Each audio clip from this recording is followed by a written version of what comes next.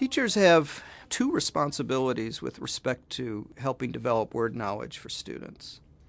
On the one hand, it's important to just build their general store of known words. And that can come through print experiences, drawing attention to interesting words, giving kids lots of opportunities to use words. But at the same time, in middle and high school classrooms, we're also responsible for helping them develop knowledge of discipline-specific words or technical vocabulary.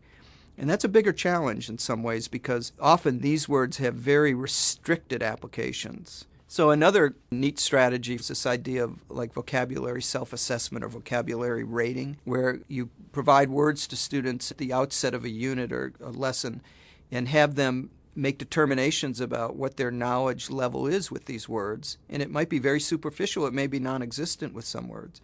But as they go through the learning process or go through the unit, they can return to that chart or whatever you're using as a framework for those words and start to fill it in.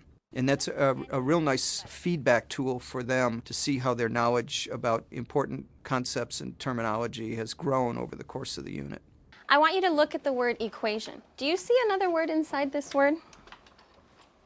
What other word can you see? Equal. Equal. Okay, that's really important.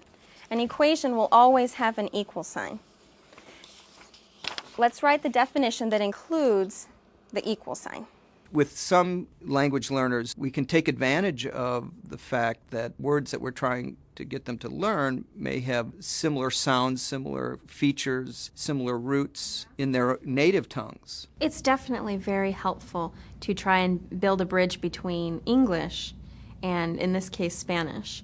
And I think we're lucky in our class that all of the kids are Spanish speakers. There are a lot of cognates, words that sound similar in English and in Spanish that the kids can relate to, or maybe parts of the word, like the equal in equation. So parts of the words that they know. So if we emphasize looking for things that are familiar to them, a prefix or a suffix, or the root of the word, like constant, the idea of a constant in solving an equation, the number by itself that doesn't change. That's very similar to the word in Spanish. So sometimes that can be very useful in building on a student's prior knowledge of language and helping them understand new vocabulary terms. I want you to think about a balance, okay? If two things are equal, they're exactly the same. One is not bigger, not smaller, they're exactly equal. So if we want to write it using symbols, can someone give me an example of an equation? Oh, like 25 and 25.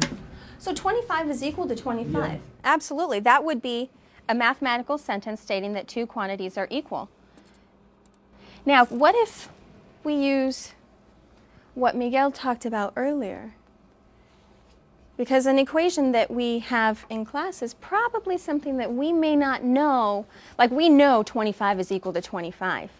Sometimes there's going to be an equation using a variable, and we won't necessarily know. So how could I write a statement with a variable? Maybe x plus 2 equals 25. Okay. So do we know what x is yet? No. But we know that whatever x plus 2 is, it's exactly equal to 25.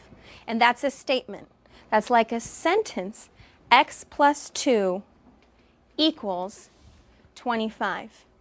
I could even write that out in words with a sentence if I wanted to. Now, an expression will be different from an equation. On some of our standardized tests that we take, we can't help the kids with translation.